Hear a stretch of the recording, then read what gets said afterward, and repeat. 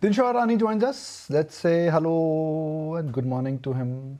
नए चश्मे हैं क्या बात है? Looking at the world from a different lens.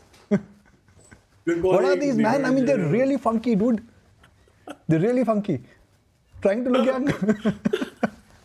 You're looking at world from a different lens now, is it? Morning and a very good morning to you, your team and viewers. Yeah, actually, basically, I changed my glasses last week, Monday, and you've seen what happened to the markets after that, Please right? don't, please So don't change them back now. Stick to these lenses. Sameesh told me that. He said, don't change these glasses, just weld them onto your face now. You can wear them while sleeping also. It's okay. We'll not mind.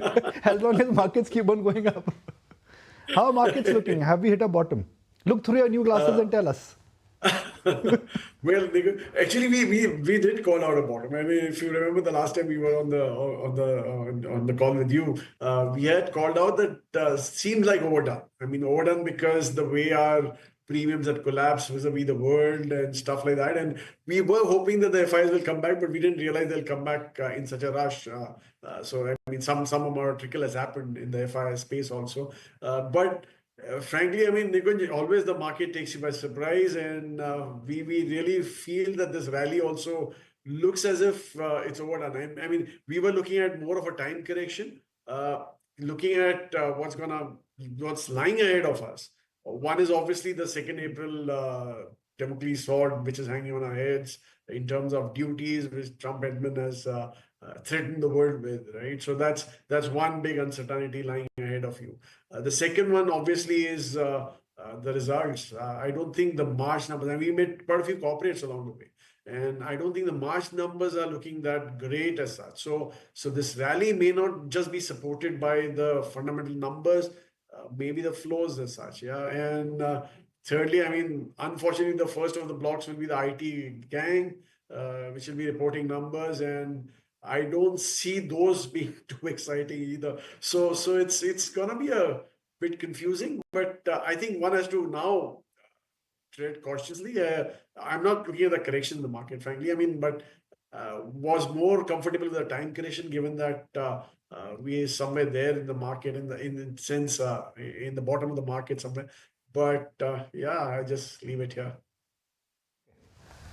In this market comeback, banks have made a comeback. But you're not the only one who's saying it, so you don't get any brownie points for it. Everyone is saying banks.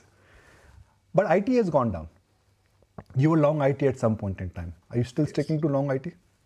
No, actually, nobody asked us that because we became negative IT sometime in Feb. We were long IT from July of last year onwards. We were fairly bullish, but sometime in Feb we realized that two things actually. One was obviously the uncertainty going on in the US. I mean, already most of the IT guys are calling out that discretionary spends are not picking up at all out there. That's obvious because the way the new admin is creating so much of uncertainty, businesses obviously will hold back. They will not be spending too much. So that was one big concern. The second one, which we always thought was going to assist IT in a big way, was AI. But along the way, we realized that AI is artificial intelligence, that is becoming a disruptor for that particular space. In fact, the model that we always followed is throwing bodies at the work may not in the IT that is space may not be working out. So as a result, we I think sometime in Feb we got rid of all our IT stocks. We just have one which is actually classified as IT, but it's more to do with the auto space. So that's why we're holding on to that one. And when we did that, we raised a lot of cash along the way because we were like at the end of the month we were at 20% cash, but fortunately, the call on IT went well and markets kept collapsing. So we waited. By March beginning, we started deploying the cash again. And I think we've been happier that way. I mean, the IT has gone down, the market's gone up, and whatever we deployed, I think that trade has worked perfectly for us. So today, I don't think we have any cash lying with us. Dinshaw, there are a lot of other small pockets which are now coming to forefront. Consumer durables. It touches everyone's life, but consumer durable companies in India are not very large. You have this entire two-wheeler space which is making a comeback. You got consumer discretionary stocks which are making a comeback. Anything which looks appealing to you, which in a sense was not the great trade of last 3 years, but could be a great trade for next 3 years.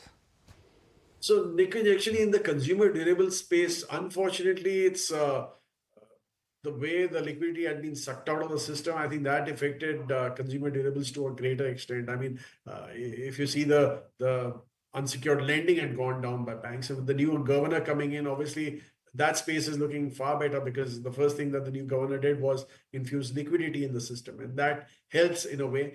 But I don't see that picking up in a big way, anyways. I think it's gonna be a steady pace.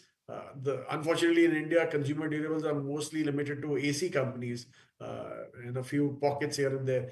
But I mean, I don't see even that space doing too well, given that despite the fact that there's enough heat, I mean, as in the season's pretty hot, there's a lot of sales happening, but the competition is eating into that space. So I don't see that space picking up in a big way.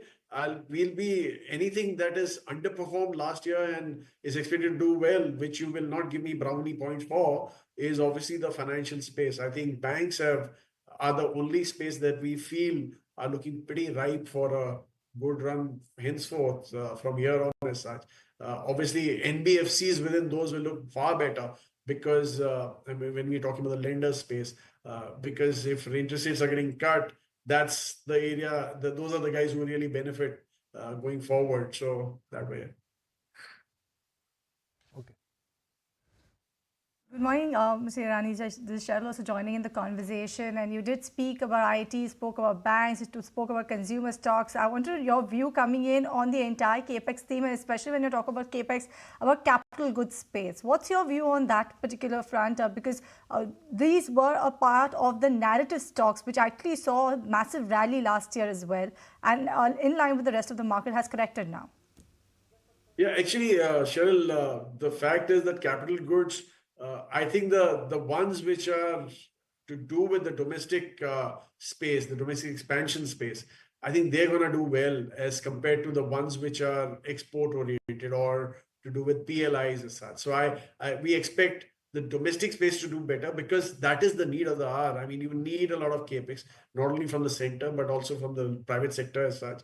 And if that comes about, that is when you'll see employment picking up. That is when you see demand coming back in a big way. So I think that space looks exciting. But as I said, be very careful here, because you're only talking about domestic oriented stocks, which you should be looking at, rather than anyone to do with exports or PLI as such. I think PLI story is, and I think the government also has realized, because they're trying to refurbish that scheme as such. They try to make it a bit more attractive.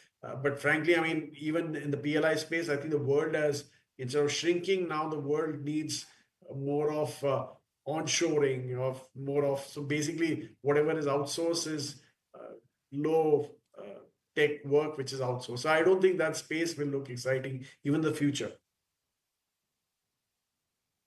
150 points higher for the Sensex. So, Dinshaw, we've had no returns in the market this year. When we'll close this year, will we have positive returns? See, no return is also a great outcome from negative returns, right? But are we in for a positive run now till end of the year? So you're talking about the calendar year or the fiscal year? अरे दोनों की बात कर लेते हैं. Okay. So 3 महीने में क्या fiscal, I don't फर्क see- पड़ता है? No. Fiscal and calendar is two different things, right? So anyway, fiscal, I don't see much of a run happening from here. I mean, whatever we've seen the markets doing, I think they've done fairly well. Given that it's after collapsing, they give you a flattish return in that way. But going into the year as such, I mean, if you look at the CY returns, calendar year returns from Jan to December, I think the markets will do. First half will not be that much of a half, anything to write home about. But going into the second half of the year, if things work out the way they do, if the tariff wars just fizzle out, I mean, I'm sure the Trump administration also is aware that it's going to harm them more than it's going to harm the competition as such. So I'm sure they'll be very selective in that space. And if that happens, I think the things will look far better from going forward from June onwards. And why I'm saying June onwards is, Nico, just because June was when the real slowdown hit us. I mean, as in, if you look at the earnings growth, it was in the June quarter, it was a very low single digit kind of earning growth, and in September it was a negative earning growth. December again was a very low. I mean, it was low single digits. In fact, close to 1% that the earnings growth. So the base becomes much more exciting for the earnings to start picking up, and that's what I think all investors look for, earnings growth. I mean, you already re-rated, right?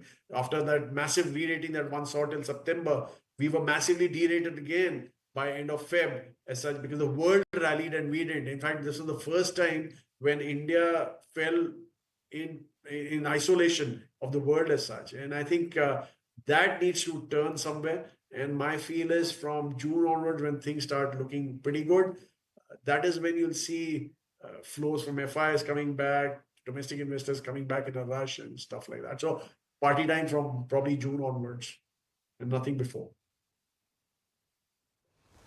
Right. Mr. Irani, I wanted to get your view or a sense on exactly what's happening when you talk about the SIP picture, given the fact that over the last few months, we've seen a slight decline in the SIPs. The redemptions have gone higher. What's your view? What's the sense are you getting? You think the confidence is coming back in the markets?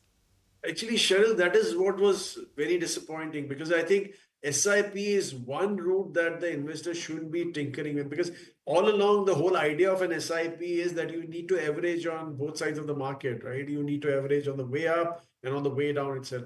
That's when, and frankly, I mean, when you're averaging on the way down, that is when your IRRs really shoot up. That is when your returns really look exciting on a longer term basis. So that was the disappointing part, that most of the SIP stopped at the bottom of the market, and probably they'll come back given the way the markets are. But as I said, the markets will remain choppy. And frankly, I mean, our feel is this is the way forward for all retail investors. I mean, if you're looking at savings, this is one portion that you should be tinkering with. And one thing that I would like to highlight out here are the distributor which are assisting their investors. I think they did a phenomenal job, because bulk of the shutdowns that we saw in the SIP space were more of direct investors, and the ones which came through the distributors, they were handheld, I think, by them, and very limited amount of shutdowns there. So I think they've done a phenomenal job going forward. So hope that works out. All right, Dinshaw, keep up the fancy glasses. That's what I can say. World looks different when you look at differently. Till the market turns, I'll keep these on. I hope you keep them on forever, my friend. So yeah, nice to have you back. By the way, I've got a message saying that please tell Mr. Irani that he has to get back to work. I like his glasses, but can you guess who sent this message? No, I can't. You know the name, I also know the name. Is it someone's name starting with G? No, someone's name starting, someone who lives in a country where name starts with S. Ah, okay, I got it. I didn't know he was watching the channel. I texted him. Check the new glasses. He's aware. If you like this video, then like, share and subscribe to ET Now.